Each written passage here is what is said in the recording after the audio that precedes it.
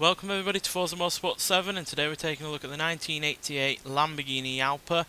Now this was produced between 1981 and 1988 with the intention of being a more affordable and easier car to live with, and it's based on an earlier vehicle called the Silhouette, which also had the same layout as this, rear wheel drive, two-seat sports car with a mid-mounted engine.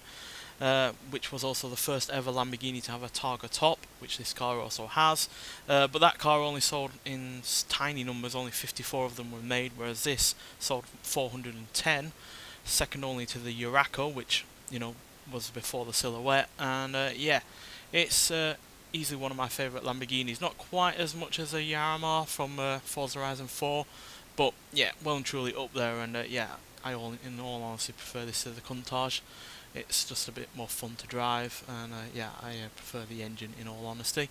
But yeah, still, their 80s output was really rather nice and varied, because obviously you had this less expensive version. You also had the really rather expensive but mad Countach, and then you had the LM002, which was insane in every kind of way. So yeah, Lamborghini had a really rather varied 80s output. But yeah, this is my favourite from the 80s, and easily one of my top 5 favourite Lamborghinis. And yeah, like I said, easier to live with. So yeah, it's slightly longer than a Countach, taller than a Countach, but also crucially narrower than a Countach to help thread it through town. And yeah, got plenty of space in the interior, and yeah, you can actually see out the back unlike a Countach. And yeah, it's also practical as well. You've got a sizable boot there. Not sure if there's a front boot or anything. No, there isn't. That's just where all a bunch of the components are. But like I said, this is also a Targa roof, so yeah, you can take that off if it lets me around here. So yeah, you can open up the top and yeah, have an even better looking car on your hands, which is one of the crucial things that was brought over from the Silhouette. But another crucial thing is the fact that the engine was mounted transversely, so yeah, there was more space in the front. And yeah, it's a 3.5 litre V8 compared to the Silhouette's 3 litre V8, and this produces 255 horsepower and 231 pounds-feet of torque. So yeah, nowhere near as powerful as the likes of the Countach, which had about 200 horsepower more than this at this point in its lifetime. And yeah, more torque as well as being actually lighter than this, because like I said, this is longer and taller. But again, this is a cracking vehicle in terms of looks. I do like it more in terms of looks than the Countach. I know it's not quite as mad, but it's still got a really rather great side profile to it, and it's really rather classically correct in terms of its proportions.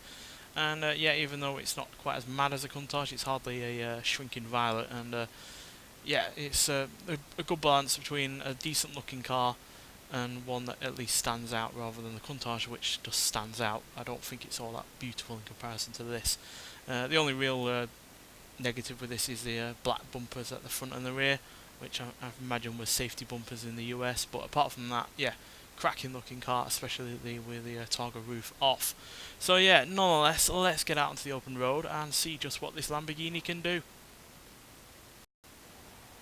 So welcome everybody to Monza, where we're going to take this car around for a couple of laps and see what it's just made of. So yeah, being the less expensive and more easy to live with car, this is obviously nowhere near as quick as a Countach, and not as quick as like a Miura or anything like that. But as a car that is made to be a more everyday vehicle, it is made to be easy to live with, and yeah, obviously made to be less expensive, though obviously that didn't help in terms of selling it, because like I said, they only sold 410 of them, and because Chrysler bought them in the late 80s, they saw this as a money loser, not a money winner. So yeah, they scrapped it, which is unfortunate, because this this kind of base Lamborghini wasn't replaced until the Gallardo, and I think that this would have been able to at least lasted into the 90s to be improved upon further, but unfortunately that wasn't to be.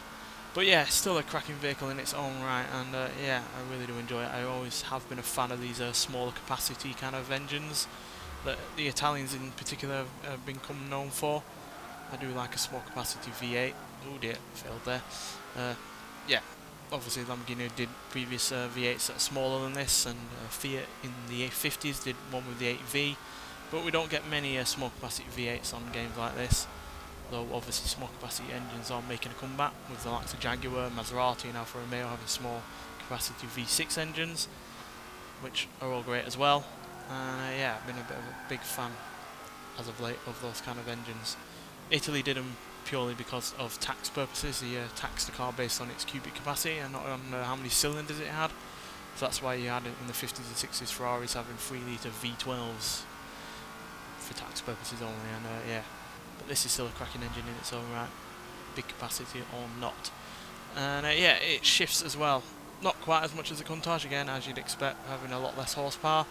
But still, 0 to 60 in 7.280 seconds, and 0 to 100 in 19.061 seconds, and a top speed of 158 mile an hour is not half bad, not whatsoever.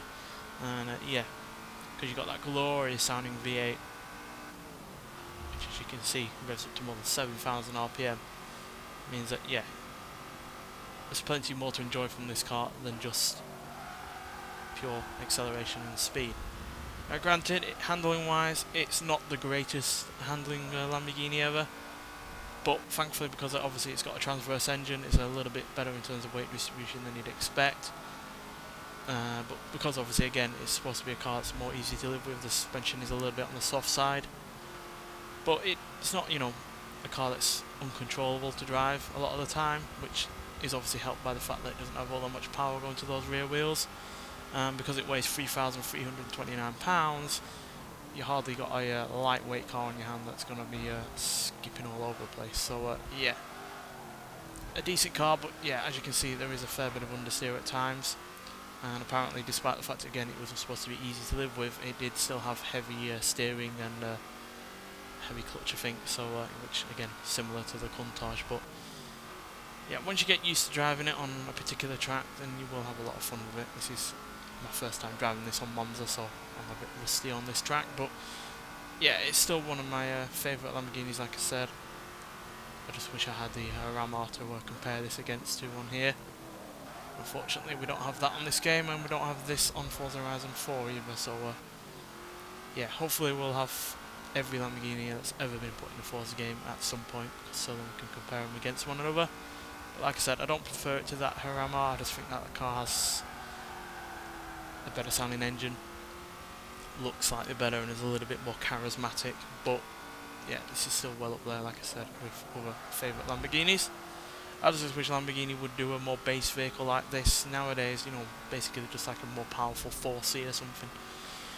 You know, like 350, 400 horsepower thereabouts, quite lightweight, but inexpensive in comparison to other Lamborghinis. Because I know they tried that with the Gallardo, but that only truly became great when, you know, they started doing a lot more with it. You know, putting more power in it, less weight, making the looks better.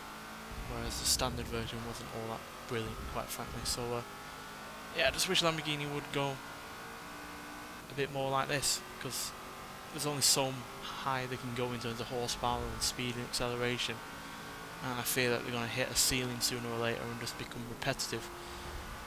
But if they took the initiative to go a little bit more down market, like with something like this, then yeah, I think that would be a winner for them, quite frankly. I know they're kind of doing that with the Urus, but that's an SUV, and yeah, nowhere near as fun to drive as this. Just like the LM002 is nowhere near as fun to drive as this. So yeah, I think Lamborghini would be onto something if they did a modern version of this.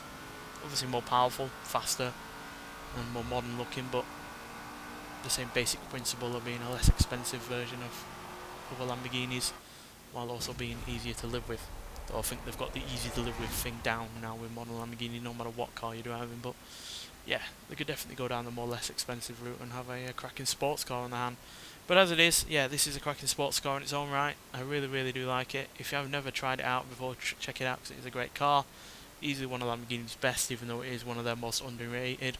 And at the time, it was their second best-selling V8 behind the Urraco. So yeah, even though it only sold about 410 units, it wasn't a complete failure, even though Chrysler obviously did ditch it because they wanted something more profitable. But even then, they don't think they replaced it with anything quite as inexpensive as this. So yeah, I don't know what they were thinking. Nonetheless, thanks for watching, and I'll see you in the next one. Bye.